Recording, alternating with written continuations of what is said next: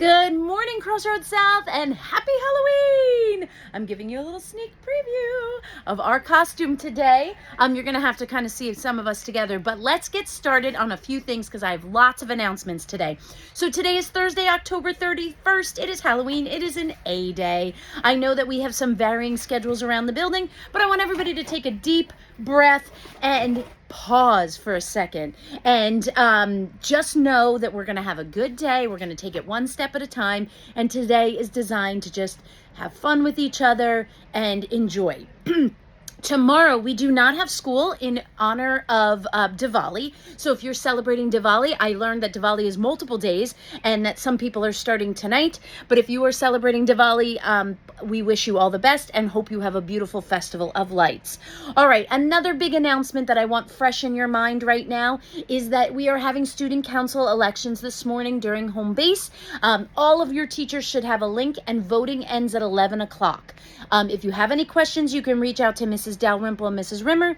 Otherwise, voting will begin, and may the best candidates win. You all did a fantastic job. And remember, I ran for president, did not win, but here we are. So you win some, you lose some, and you move on and support everybody. All right. Another important announcement is about your safety.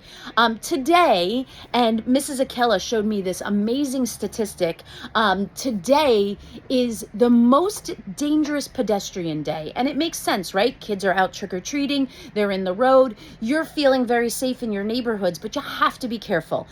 Last year, I was driving through one of the neighborhoods in Brunswick Acres, and several kids just ran out into the road. I know you're excited about getting as much candy as you can or running around trick-or-treating, but you have to be careful. Cars are terrible. They are not watching for you. So you have to look both ways. If you're with a group, stop people.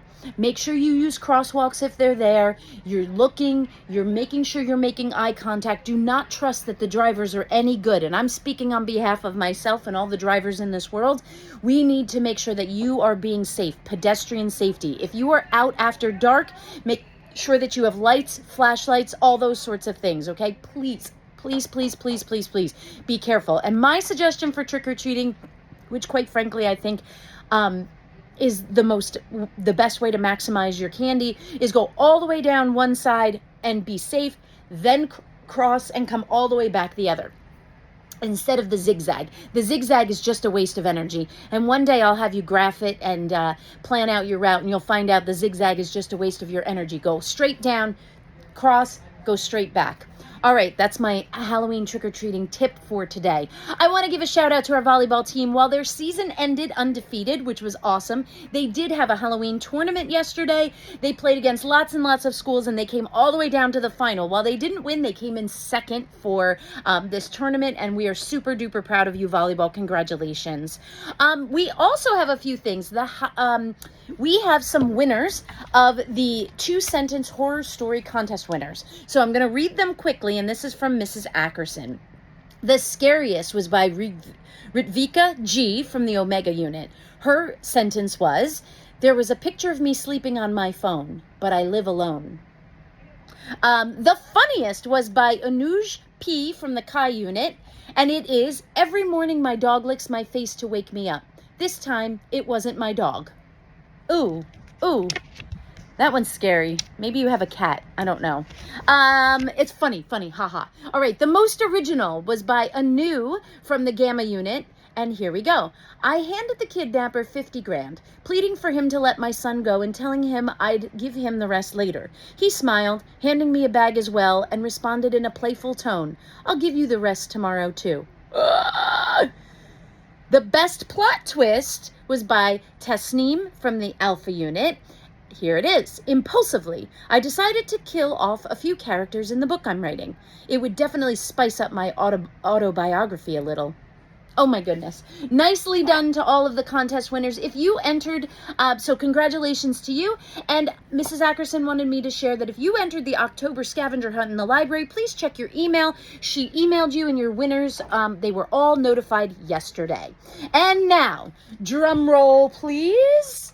I have the results of our mock election.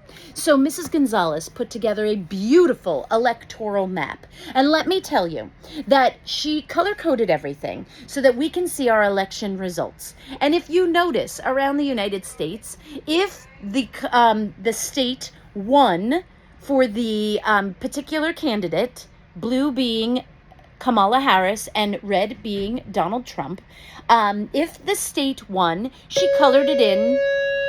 Sorry, the bell is ringing. She colored it in with that color. And then those electoral votes went to the electoral vote here. So here you can see what our school did with our winners. It came up that 452 electoral votes went to Kamala Harris and 50 went to Donald Trump.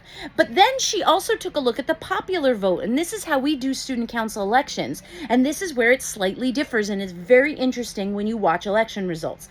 Our popular vote was 465 votes for Kamala Harris, 262 votes for Trump, 47 votes for West, 28 votes for Stein, and 8 votes for Oliver. These last 3 are the independents, so there were votes that went to them as well. So you can see how the popular vote came out, and then you can see the Electoral College. And you look at Texas. People talk about Texas as being a big battleground state. There's 40 electoral votes up for there, and Florida, 30. So you're looking at these states with big turnouts of numbers. So that is our representation of who we think if we were voters right now. I'd like to thank Miss Gonzalez for all of her hard work and for all of the teachers for having all the votes. And it's really interesting to see how this happens, especially as you are gearing up soon enough to be 18 and able to vote and do your civic duty of going out and voting.